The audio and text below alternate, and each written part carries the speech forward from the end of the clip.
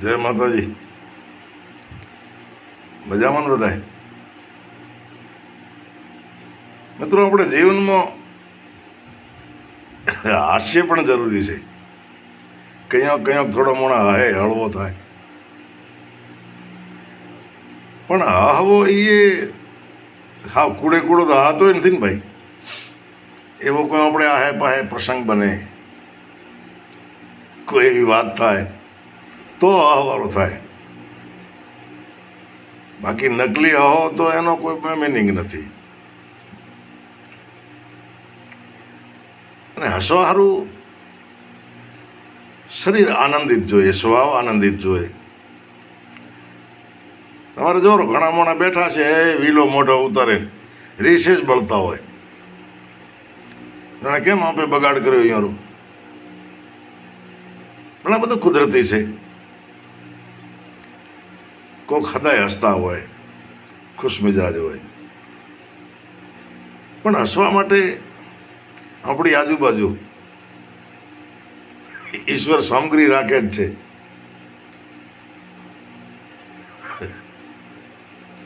મારે આજે બે વાતમાં હસવારો થયો. હું તો આવ્યો, પણ મારા ભેળા જ 2-4 જણા જે હતા, 8-10 જણા, એ પણ હસ્યા. મને એમ થયું કે કુદરતે જ મોર હું બધું હસાડવા માટે અને મારી વાત રજૂ કરું એની સામગ્રી ઈશ્વર જાણે કે આને આજે દેવારું આવો બધો ઊભો કરો.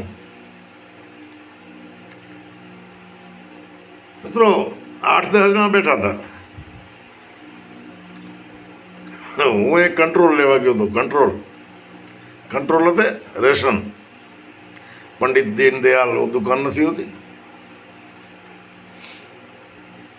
અને મારે બાજુમાં ગામ છે, ઓથું પણ 2-4 જણા આવેલ. હાથમાં બધાને થેલે, કારણ કે હજી નેટ ચાલુ થાય ને 9:30-10 વાગે, 9 વાગ્યા પછી આ કામગીરી થતી હોય એટલે વહેલા બેઠા, એકબીજાને મળ્યા, રામ રામ કર્યા. એમાં જનરલી વાતો નીકળી કે સરકાર કોઈ કામ કરતી નથી. વાત કરનારા બધા ભૂલી ગયા, એમાં હું ભેગો. ખરેખર કે રાજસ્થાનમાં 5 વર્ષ સરકાર બદલાવી નાખવી જોઈએ. અને ભાઈ મંડ્યા તોફાન કરવા, મોંઘવારી વધી ને આમ થયો ને યુદ્ધ થયા ને ફલાણો થયો. અને ઓછી તો મને યાદ આવ્યું, મેં તો ભાઈ સરકાર બદલવી જોઈએ, વાત સાચી. આ સરકાર કોઈ કરતી નથી એ વાત તમે કહો છો તો ભાઈ માની લ્યો,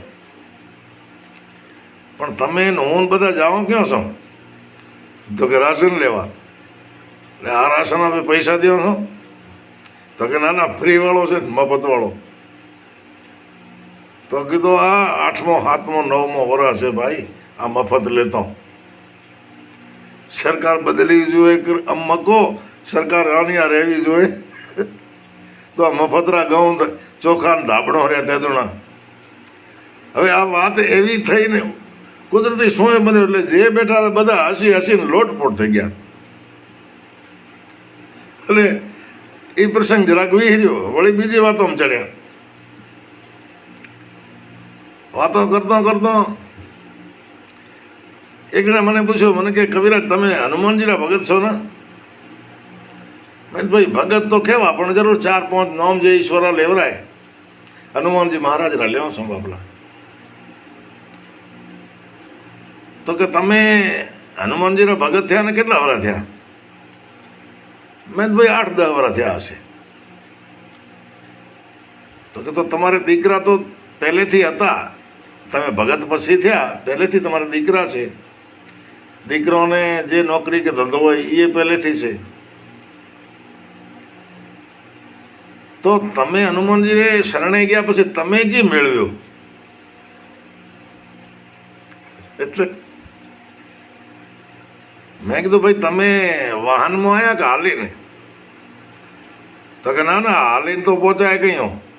એક તો મારો શરીર જાડો, મને શ્વાસ ચડે, એટલે વાહનમાં આવ્યો. મેં તો હનુમાનજી મને એ જ દીધો છે જે તમને નથી દીધો. હું તમારા ગામે રોજ હાલીને આવું છું, હાલીને આવું ને હાલીને જાઉં હનુમાનજીના દર્શન કરવા, અને તમારે વાહન ગોતવું પડે. હનુમાનજી મને આ આપ્યો છે. 66 વર્ષ થયા. ઠીક છે, સામાન્ય કંઈક તાવરી ગોળી કે ટીકડી કે એકાદો ઇન્જેક્શન લેવો પડે એવો, પણ હજી સુધી એવી કોઈ મોટી બીમારી નથી આવી. શ્વાસ ચડતો નથી, ખોરાક ઘણો ભાવે, ઊંઘ ઘણી આવે, વિચાર સારા આવે, તંદુરસ્તી ઠાવકી, શરીરની ફિટનેસ સારી. અલ્યા ભાઈ કીધું, આ અંબાણીનો દીકરો જે છે ને, એટલે જાડો છે ઘણો. આ એનું નામ શું અંબાણી રો? એનો દીકરો જે ગઈ સાલ કા 2-3 વર્ષ પહેલાં લગ્ન કર્યા, હમણાં દ્વારકા હાલીને ગયા હતા બિચારો. બહુ પુણ્યશાળી છે. હવે એને જો કોક કે તમારા દીકરાનો 60 કિલો વજન ઉકરાવી દઉં 1 મહિનામાં, તો એમ કે છે હાલો 10 કરોડ 20 કરોડ 50 કરોડ 100 કરોડ 200 કરોડ 500 કરોડ. પણ એ ઈશ્વર કૃપા વગર થતો નથી ભાઈ. એટલે આ મારી તંદુરસ્તી જે છે એ હનુમાનજી તરફથી મળેલી મને એક અમૂલ્ય ભેટ છે, અને દાદાનો પ્રતાપ છે. હવે આ મેં વાત કરીએ પોતે શરીરમાં જાડા, એમાં પાછા માણસો હાસી પડ્યા. એટલે 2 વખત મને હાસ્ય જે છે, આજનો હાસ્ય 2 વખત મારા ફેવરમાં આવ્યો, અને કહેનારા જે હતા એને અનફેવરમાં ગયો. તો મિત્રો, જો હું મોટા મોટા એવા કોઈ વિડીયા બનાવતો નથી. ઘણા માણસો દાવો કરતા હોય તમે આમ કરો, હનુમાનજીનો આમ કરો, તેમ કરો, ફલાણો, એમના વિડીયા હાલતા હોય, અને બિચારા એ તો ભાઈ એમના ફોન મોંઘા હોય, એડિટિંગ કરાવતા હોય, મહેનત કરતા હોય. આપણો સાદો ફોન. પણ હું એક જ વાત કરું કે એક સધે સબ સધે, અને સબ સધે સબ જાય. બધા દેવોને રાજી કરવા છે, બધા ભગવાનને જો રાજી કરવા છે, તો એક જ હનુમાનજી મહારાજનો શરણ પકડી લ્યો ભાઈ. અત્યારે મને કહેતા મારા ગામડાને બધા કહેશે ખરા, આયા મોટા ભગત, પણ એમને બિચારોને ખબર નથી. અને ભગવાનની કૃપા વગર, હનુમાનજીની કૃપા વગર હનુમાનજી કોઈને પાસે આવવા દેતા નથી. પાછો હનુમાનજી કહે એમ કરોડો ને કે હાલે આવો,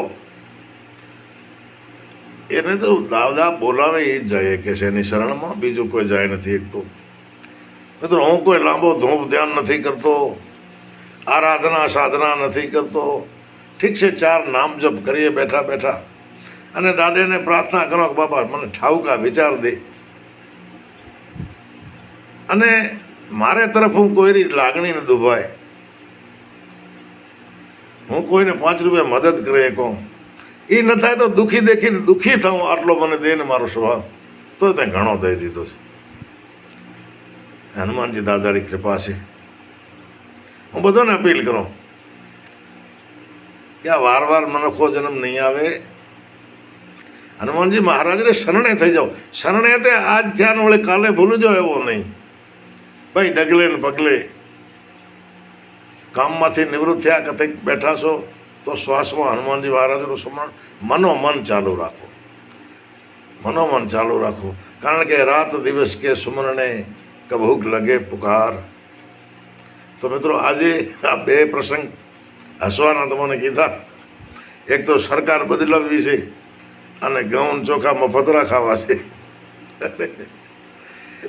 એક એમ કે આ શું કામ તમને ભગવાને શું આપ્યો, હનુમાનજી મહારાજને શું આપ્યો? તો મને હનુમાનજી મહારાજે શું જાણ્યું એવો મેં એને જવાબ આપ્યો. આજની નાનકડી એવી વાત કેવી લાગી તમને? કોમેન્ટ કર્યા, શેર કર્યા, આપણી ચેનલને સબસ્ક્રાઈબ કરજો. ફરી ક્યાંક મળશું કોઈ સારી વાતમાં, બીજી વાતમાં. ત્યાં સુધી જય હનુમાનજી મહારાજ, જય માતાજી.